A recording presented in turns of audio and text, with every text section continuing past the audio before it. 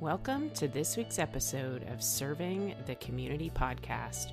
Each week, your host Trisha Stetzel is highlighting people and organizations in our communities that are serving through volunteer work and giving back to make our community, country, and even the world a kinder place to live. Hello, everyone, and welcome to this week's episode of Serving the Community podcast. My name is Trisha Stetzel, owner of Results Extreme Business Solutions and founder of this podcast. I am very excited about the guest that I have on with me. But first, I have to tell you how I met him. Maha Pananjapali is a very good friend of mine and also in a network, which is how she met our guest today, which is through Business Network International, or BNI. It is my pleasure to introduce Dave Palmer, who is the Director of Development for Speak Up for the Poor. Dave, welcome to the show. Thank you so much, Trisha. It's a pleasure to be here. I'm so excited to have you on. You and I had the opportunity to talk a little bit last week and then even before the show about this program. So first, Dave, I would love for you to do an introduction of yourself and how you got engaged with this organization. Yeah, thank you, Trisha. So I've actually worked with nonprofit organizations for my entire adult career, which is 29 years now. And maybe just a little personally about me, how I got involved in this line of work. So a lot of it has to do with my father and the environment that I grew up in. My father's no longer living. He passed away 6 years ago. And he had his positive qualities, but he was also honestly a male chauvinist. He regarded himself to be superior to women simply because he was a man, and wielded it badly, treated my mom and my sisters and other women poorly. And he would use his power to kind of push others down and maintain his place of supposed superiority. And I think for me, growing up in that environment and seeing the way that he was hurting other people, making others unhappy, and was also unhappy himself, I realized that I wanted a different life or a different legacy than that. I wanted to use the opportunities that I had to raise others up instead of pushing them down. And I just realized that that's a happier way to live and better for myself and others. And so that really led me into nonprofit work for my career, where, my aspiration was to work in a field in which I could focus on empowerment work and raising up people who are marginalized. Yeah, thank you for being vulnerable and sharing that story. Oftentimes we don't connect with that part of ourselves, right? And why we do the things that we do, or why we engage in the things that we engage in. So let's talk then about Speak Up for the Poor. Really wonderful organization, the way you described it to me. And since I spoke to you last week, I've actually talked to 3 other people about your organization, and they're so excited about the work that Speak Up for the Poor is doing. So tell me more about that organization. Yeah, so in Speak Up, we work in the country of Bangladesh, which is, one of the more impoverished countries of the world.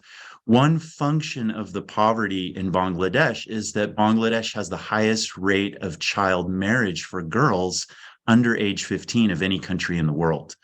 So child marriage is a tremendous problem in Bangladesh, and it's very harmful to girls. It ends their education. It perpetuates female poverty. It perpetuates gender inequality. It results in higher rates of maternal mortality and infant mortality when these young girls become pregnant, higher rates of domestic violence. So there's just so many negative indicators for girls who experience child marriage. So we work in Bangladesh in that context to prevent child marriages. And we have a girls' education program, which is educating and empowering girls from impoverished backgrounds who otherwise would be at high risk of child marriage. Our program helps them instead to stay in school all the way through college graduation, get an education, become an educated professional, and it completely changes these girls and young women's lives. Yeah, absolutely. You gave me some numbers when we spoke last week about how many young ladies you've been able to help. Tell me more. Yeah, so the program started 11 years ago with 20 girls, and it's grown every year. So We currently have 1,570 girls and young women enrolled in our program from a variety of different grades. They enter our program typically around fifth or sixth grade, which is around the age where they're approaching puberty or entering puberty, and their parents would start thinking about dropping them out of school and giving them in marriage. So that's the age at which we want to provide additional support for these girls to stay in school. And then, so today, the women in our program range all the way through college and college graduates. We currently, of the 1,500 plus girls and young women in the program, 230 are currently in college or nursing school or other higher education. So none of these young women would have been without the program. So it's making a tremendous difference. That's fantastic. I got goosebumps when you said that. It's something very near and dear to my heart. I don't know that you and I talked about this, but when I started this path of coaching, I wasn't marketing to other women. And what I found is that women are drawn to what I'm doing, and I'm drawn to what they're doing. So I continue to work in that space with other women. And I think that's so important, especially for these young girls who may not have other opportunities if they weren't involved with the program. So thank you for being there and driving this program. Let's talk about how people can get involved, right? We're here to create awareness around your organization, but a lot of my listeners out there are looking for ways to give back. So how can people get involved with Speak Up? Yeah, so our work is in Bangladesh. It's on, I'm in the United States, so that's the other side of the world for me. So it's a little more difficult for people to be tangibly involved as volunteers from this side of the world. But we do have a sponsorship model in Speak Up where, so the average cost for a girl or young woman to participate in our program is $40 per month. That's how much it costs for her to receive her school fees and books and materials and uniform that allows her to stay in school in Bangladesh. And then we've also built one-room schoolhouses in all of the villages and urban communities where we work in Bangladesh. And in those schoolhouses, the girls in the program can come after school and they can receive tutoring and mentoring and training from our staff every single day, which helps them to do really well in school and thrive in school and reach their full potential. So all of that, the school fees, the tutoring after school, the trainings on life skills and professional skills, it averages $40 a month per girl in our program. It's a little less than that for the girls in elementary and middle school, and it's obviously more than that for the young women in college. But we have a sponsorship model. People can give $40 monthly, and that basically allows another girl to participate in the program because now we have a sponsor covering her expenses. And anyone who would like to could contribute $40 monthly. And that can be, for many of our sponsors, that is kind of their way of contributing to a solution to the problems that face many girls and young women around the world. And then a second opportunity is, the young women in college through our program are increasing all the time, which is wonderful. That's exactly what our program was designed to do. And the young women who are in college, the expenses are a little more because many of them live in our dormitory in the city. It costs about $100 to $120 per young woman in college. So some of our sponsors like to give a little additional, and they like to help a young woman in college to become the first young woman from her family, and in some cases from her village, to be able to attend college.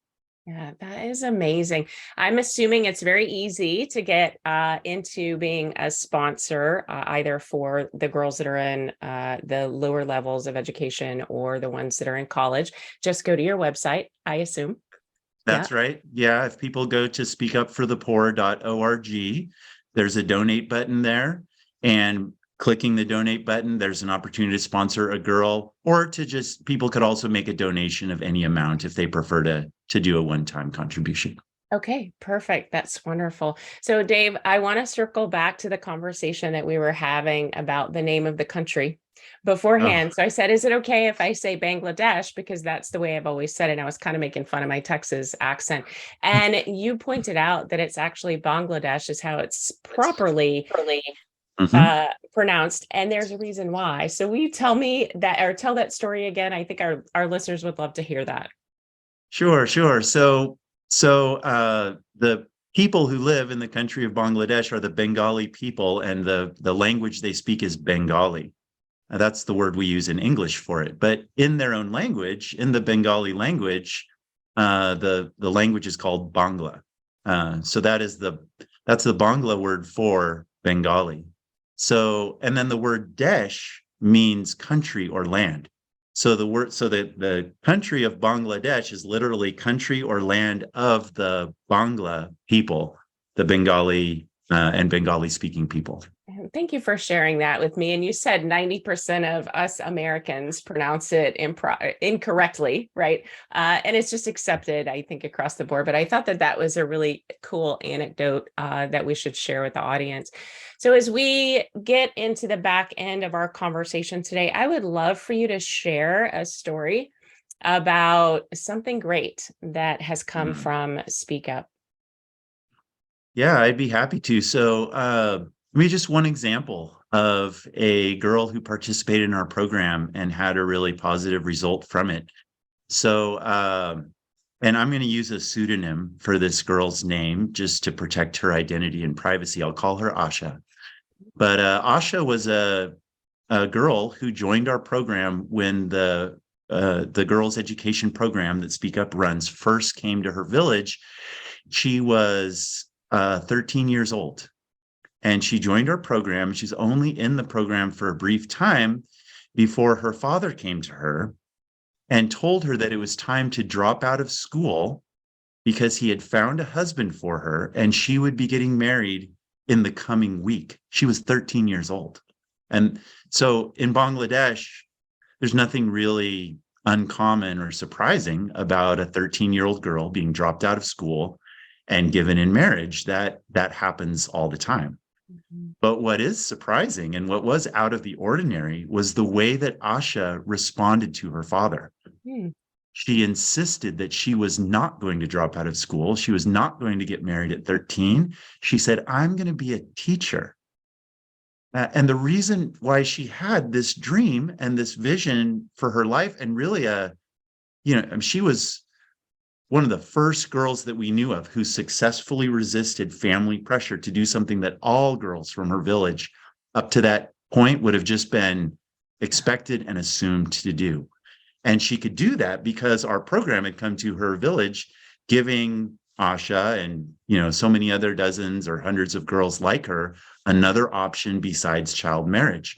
So instead of becoming a child bride at 13 years old and no longer being in school and being another example of female poverty for the rest of her life, she graduated from high school and was able to participate in our program into adulthood. So this is one example of the difference that our program makes. And you can multiply that story by 1,500 girls and young women who are participating in our program and, becoming the first from their families and communities to go on to higher education and have a much brighter future than they otherwise would have.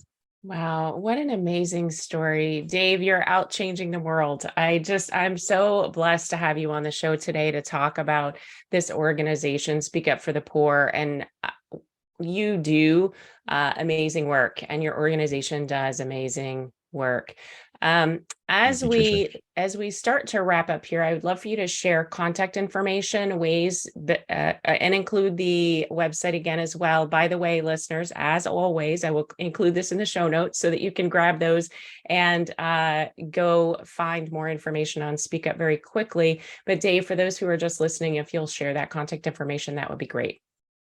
Sure. So our website is speakupforthepoor.org, and you can learn a lot more about Speak Up there. And if you would like to become a sponsor or make a contribution, you can do that on the website. And then my name is Dave Palmer. So my contact is D Palmer, my first initial D and my last name Palmer at speakupforthepoor.org.